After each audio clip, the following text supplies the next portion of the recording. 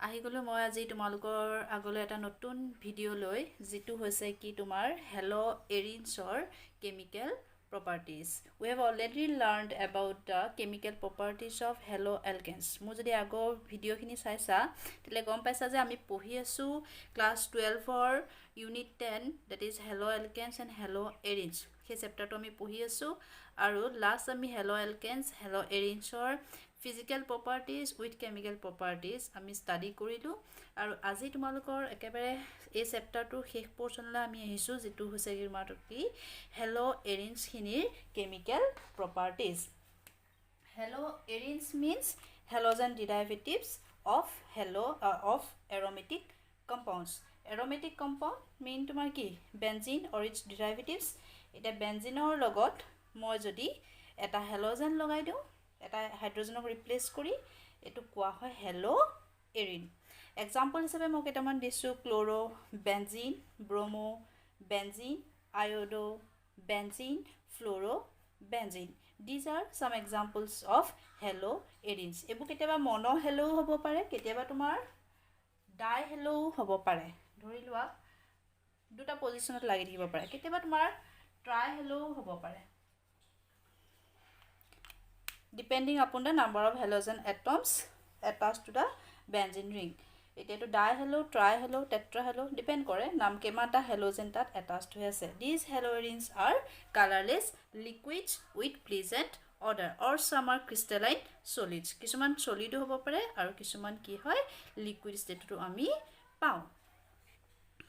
Okay এতিয়া আমি চাও ইহতৰ কেমিক্যাল reactions halogens pre কেনেকুৱা ধৰণৰ কেমিক্যাল ৰিঅ্যাকশন দেখুৱায় there are two types of chemical reactions shown by the halogens. Those are nucleophilic substitution reaction and electrophilic substitution reaction. First of all, we are going to see about the nucleophilic substitution reaction shown by halogens. ইয়াতে কোৱা হৈছে যিবোৰ halogens হয় তেহেতিবোৰ কি হয় less reactive towards nucleophilic substitution reaction. halogens খিনিয়ে কি কৰে তোমাৰ নিউক্লিওফিলিক সাবস্টিটিউশন ৰিঅ্যাকশনৰ প্ৰতি তাতৰ ৰিঅ্যাক্টিভিটি বহুত কম হেতি খুব কমকে দেখুৱাই নিউক্লিওফিলিক সাবস্টিটিউশন ৰিঅ্যাকশন তাৰে যিকিটা দেখুৱাই সেইকিটা মই পাছত দেখুৱাম কিন্তু তাৰ আগতে আমি চাও কিয়নো তাহেতৰ reactivity towards nucleophilic substitution reaction is less why আমি সেই বিষয়ে এতিয়া জানিবলৈ গৈ আছো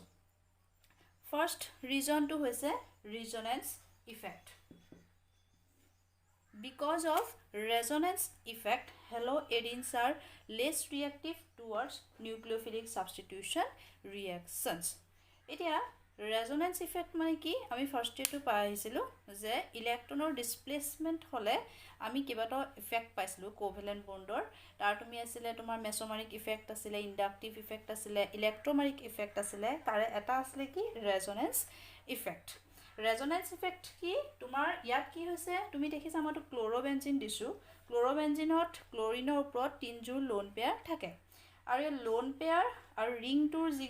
যিগিজু তোমাৰ পাই ইলেক্ট্ৰনছ আছে তেহেতৰ মাজত এটা কি আছে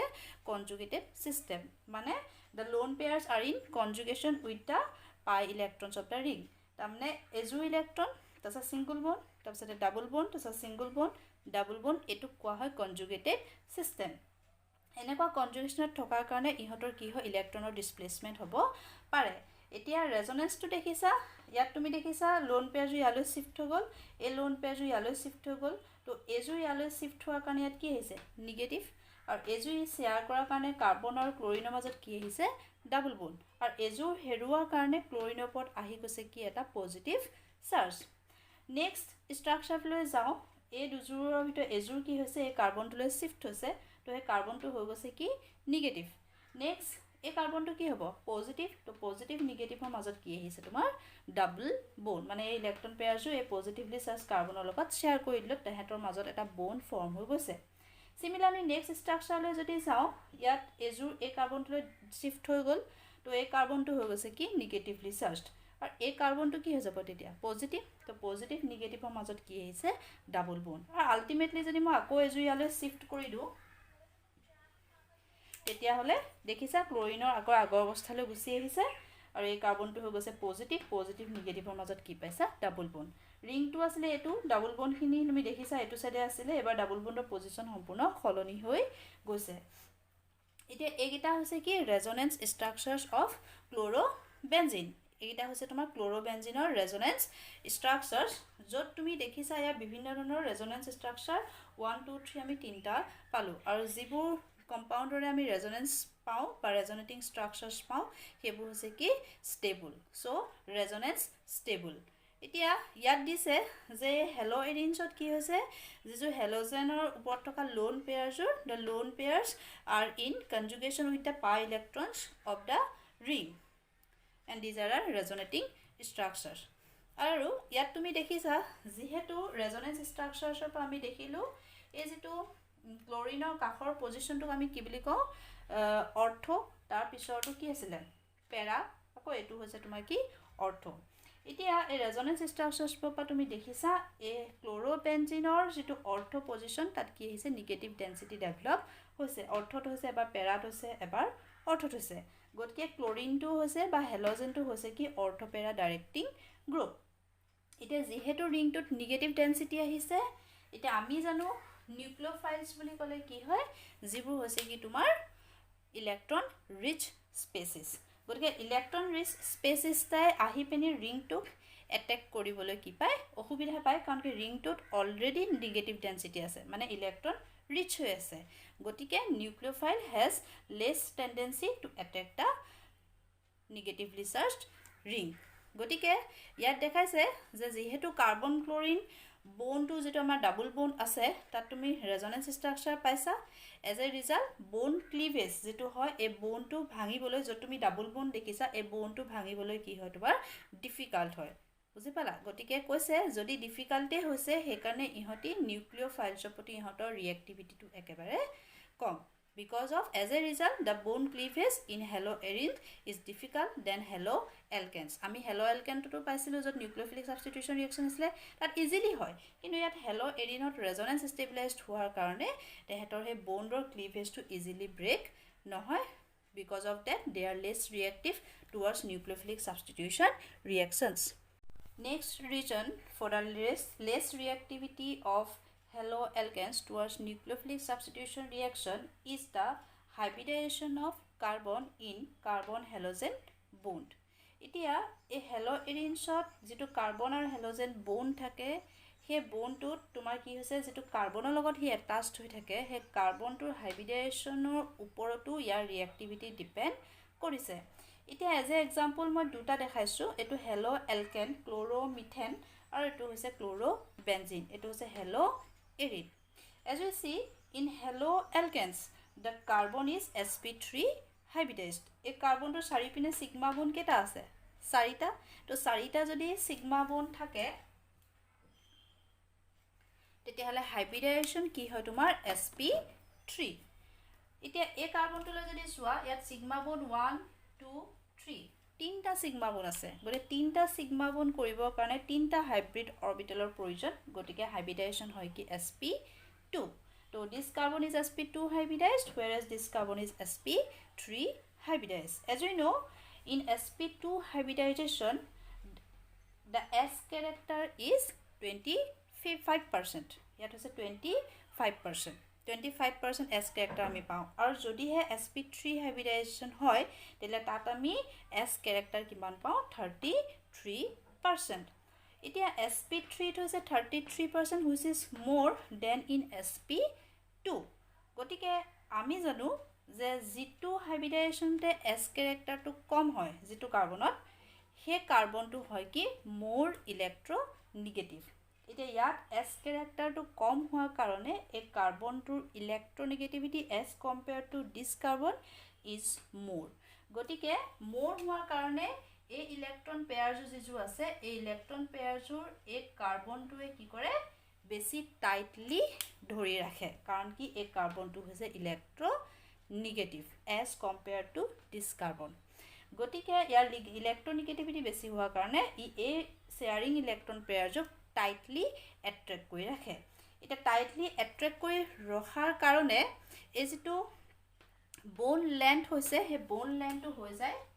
শৰ্ট যেটো হৈছে 160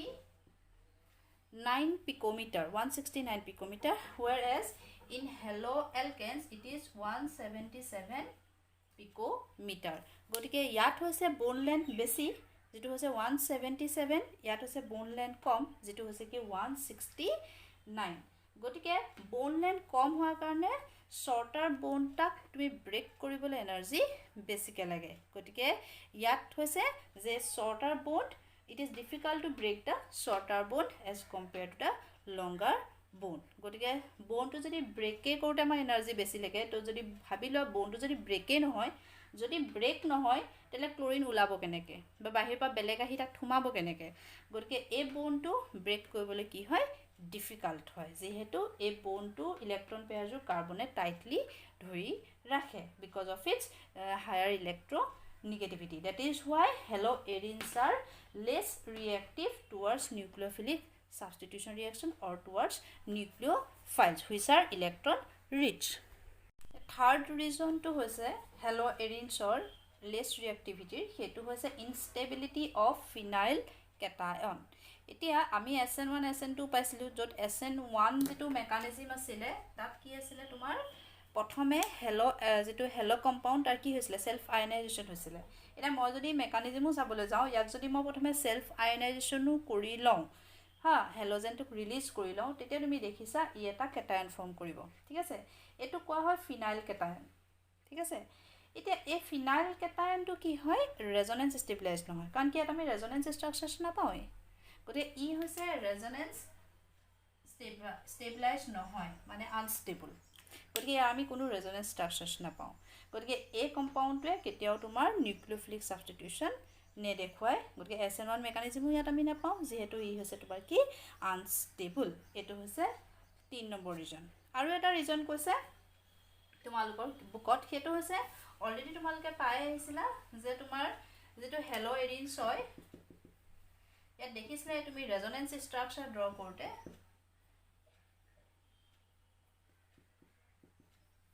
এইটো ইলেক্ট্ৰন ডেন্সিটি ডেভেলপ হৈছিলে. ইয়াত এইটো কথাও কৈছে যিহেতু ইহঁতে ইলেক্ট্ৰন ৰিচ হৈয়ে থাকে, ইহঁতে ৰেজনেন্স ষ্টেবিলাইজড, ইহঁতৰ আমি কি পাওঁ, নিগেটিভ ডেন্সিটি পাওঁ অৰ্থ পজিশ্যন আৰু পেৰা পজিশ্যনত. গতিকে বাহিৰৰ পৰা তোমাৰ নিউক্লিওফাইল যি হৈছে কি ইলেক্ট্ৰন ৰিচ. গতিকে নিউক্লিওফাইলটোৱে আহিবলৈ হ'লে ইয়াত কি হ'ব, নিগেটিভ কি হ'ব, তোমাৰ ৰিপালশ্যন হ'ব. Because of the possible repulsion it is less likely for the electron rich nucleophile to approach the electron rich arenes. হেতু কথা কৈছে. এতিয়া ইয়াত এটো নিউক্লিওফাইল আৰু নিগেটিভৰ মাজত ৰিপালশ্যন হোৱাৰ কাৰণেও নিউক্লিওফাইলে আহি এটেক কৰিব নোৱাৰে. Therefore alkyl halides, aryl halides are less reactive towards the nucleophilic substitution reactions. এতিয়া আমি দুটামান পসিবল নিউক্লিওফিলিক সাবষ্টিটিউশন ৰিএকশন চাওঁ, য'ত chlorine is replaced by hydroxyl group. Chlorobenzene can be converted to phenol by treatment with sodium hydroxide in presence of acid at temperature 623 Kelvin আৰু pressure লোৱা আছে 300 atmosphere. এইটো chlorobenzene ললা, chlorobenzene লগত মই দিছো sodium hydroxide আৰু acidic মিডিয়ামক. ঠিক আছে, তেতিয়া ক্লোৰক ৰিপ্লেস কৰিছে কোনে, হাইড্ৰক্সিল গ্ৰুপটোৱে. এইটো ওলাই যাব কি তোমাৰ ফিনল. নেক্সট তুমি যদি এইটো লৈছা 4 নাইট্ৰোক্লোৰোবেনজিন, ইয়াকো যদি তুমি দিয়া sodium hydroxide in acid in presence of acid, খালি ইয়াত টেম্পাৰেচাৰটো কমাই লোৱা হৈ গ'ল. সেইটো হৈছে 443 কেলভিনতহে ৰিয়েকশ্যন কৰে. তেতিয়া কম টেম্পাৰেচাৰতে নাইট্ৰটো থকাৰ কাৰণে এইটো হৈ গৈছে কি তোমাৰ পেৰা নাইট্ৰোফিনল. আৰু এইটো যদি তুমি ইয়াতে যদি তুমি নাইট্ৰো লোৱা 2,4-dinitro-chlorobenzene, you will get 2,4-dinitrophenol. গতিকে এই ৰিয়েকশ্যন কেইটামান দিয়া আছে এজ এ এক্সাম্পল বুকত, যে আমি ক্লোৰোবেনজিনক ফিনললৈ কনভাৰ্ট কৰিব পাৰোঁ, খালি ইয়াত আমি ৰিয়েজেণ্ট ল'ব লাগিব. এইকেইটা নিউক্লিওফিলিক সাবষ্টিটিউশ্যন ৰিয়েকশ্যনেই হয়, কিন্তু আমি অলৰেডি গম পাই আহিলোঁ যে নিউক্লিওফিলিক সাবষ্টিটিউশ্যন ৰিয়েকশ্যনৰ প্ৰতি ৰিয়েক্টিভিটি কম, কিন্তু তাৰে দুটামান ৰিয়েকশ্যন সিহঁতি দেখায়, যিকেইটা দেখুৱাই পচিবল নিউক্লিওফিলিক সাবষ্টিটিউশ্যন, সেইকেইটা ইয়াত দেখুওৱা হৈছে. এতিয়া ইয়াৰ পিছত আমি যাওঁ ইলেক্ট্ৰোফিলিক সাবষ্টিটিউশ্যন ৰিয়েকশ্যন shown by haloarenes. এতিয়া আমি হেলো এৰিনছ পৰা ইলেক্ট্ৰফিলিক সাবস্টিটিউশন ৰিয়েকশন নৰ্মেলি আমি দেখিবলৈ পাওঁ কিয়নো তোমাৰ হেলো এৰিনছবোৰ হৈছে কি তোমাৰ অৰ্থপেৰা ডাইৰেক্টিং গ্ৰুপ ইহঁতি হৈছে ৰেজনেন্স ষ্টেবিলাইজড এতিয়া ৰেজনেন্স ষ্টেবিলাইজড হোৱাৰ কাৰণে তোমালোকে দেখিছা ৰেজনেন্স ষ্ট্ৰাকচাৰ কিটা যেটো আমি অকমান আগতেও দেখাই আহিছো যে ইহঁতৰ ইলেক্ট্ৰন যিটো লোন পেয়াৰ কিছু আছে ক্লোৰিনৰ ওপৰত সেই লোন পেয়াৰ কিছুৰ ring tour double bond যিটা আছে পাই ইলেক্ট্ৰন সিহঁতৰ লগত কি আছে এটা কনজুগেটেড সিস্টেম হৈ আছে গতিকে ইয়াত আমি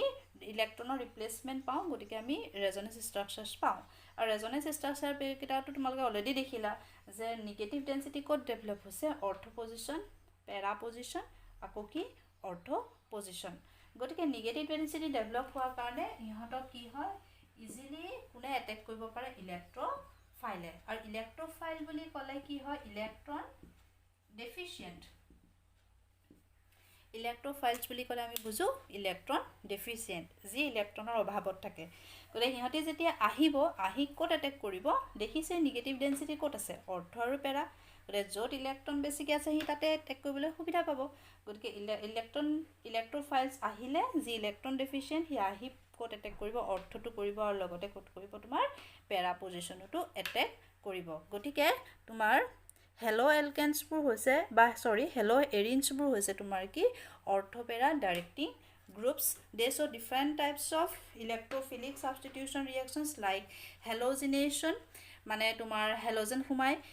nitration তোমাৰ নাইট্ৰো গ্ৰুপ সোমাব সালফোনেশন সালফোনিক গ্ৰুপ সোমাব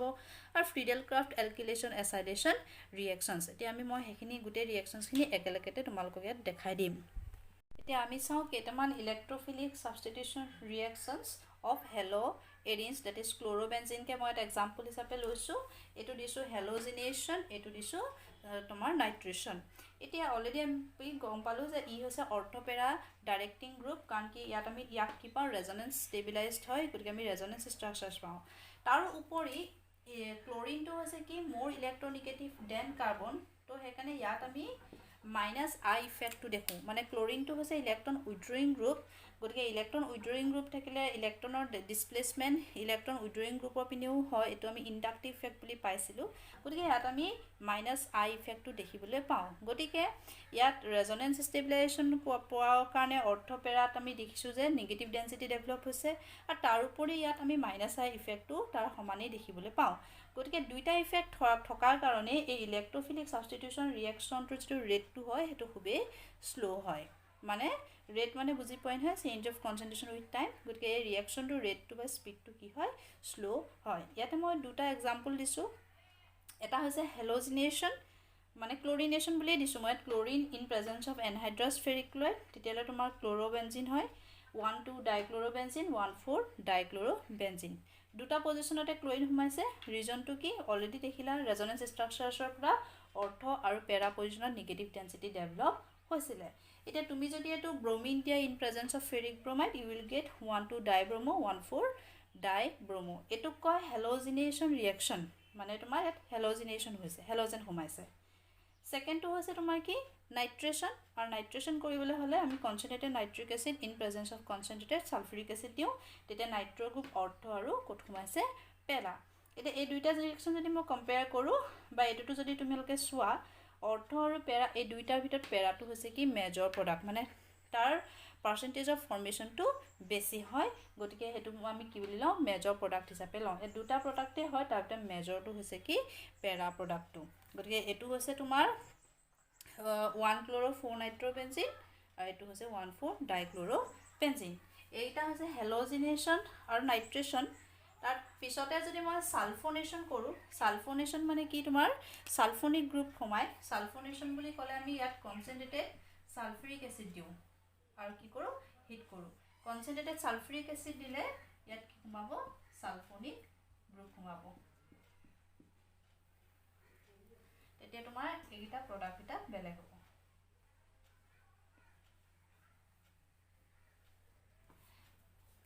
সালফোনিক গ্ৰুপ এতিয়া এটো হৈছে সালফোনেশন এবোৰ হৈছে ইলেক্ট্ৰোফিলিক সাবস্টিটিউশন ৰিঅ্যাকশন যিবোৰৰ মেকানিজমটো আমি ফাৰ্ষ্ট ইয়েৰতে পাইছিলো ফাৰ্ষ্ট ইয়েৰ যেটো সেকেন্ড ভলিউম আছিল তাত আমি হাইড্ৰকাৰ্বনৰ চেপ্টাৰটো বেনজিনৰ শেষলৈ এই ইলেক্ট্ৰফিলিক সাবস্টিটিউশন ৰিঅ্যাকশনছৰ মেকানিজমবোৰ দিয়া আছিল চাবা এতিয়া এটো হৈছে তোমাৰ 2 ক্লোৰো বেনজিন সালফোনিক এসিড এটো হৈছে 4 chloro benzene sulphonic acid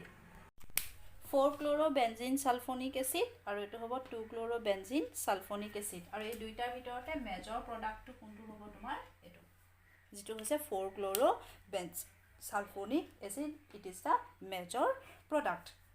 etu hoise sulfonation reaction aru last jeto reaction ase hetu hoise Friedel-Crafts reaction etia tumalke Friedel-Crafts reaction first year to paisila yato chlorobenzenor ami ki pao Friedel-Crafts reaction pao Friedel-Crafts or duta asile eta asile tumar Friedel-Crafts alkylation eto alkylation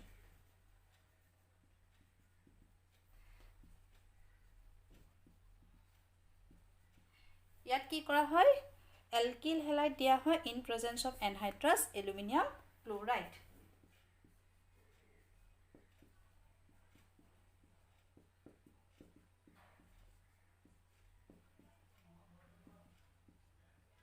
তো ইয়াত তুমি দুটা product পাইছা এটা হৈছে 1 ক্লোৰো 2 methyl benzene এটা হ'ব 1 ক্লোৰো 4 methyl benzene আৰু এটো হৈছে তোমাৰ কি মেজৰ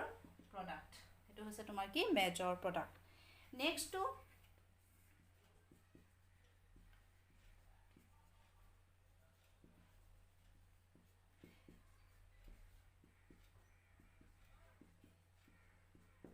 এটো দিয়া হৈছে এসাইল ক্লোৰাইড CH3COCl বা ইথানল ক্লোৰাইড বা এসাইল ক্লোৰাইড বুলিও কোৱা হয় ইয়াত কি হয় এসাইল গ্ৰুপটো সোমায়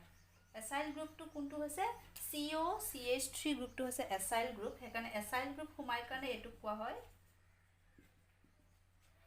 এসাইলেশন তো এসাইল গ্ৰুপটো অৰ্থটো সোমাব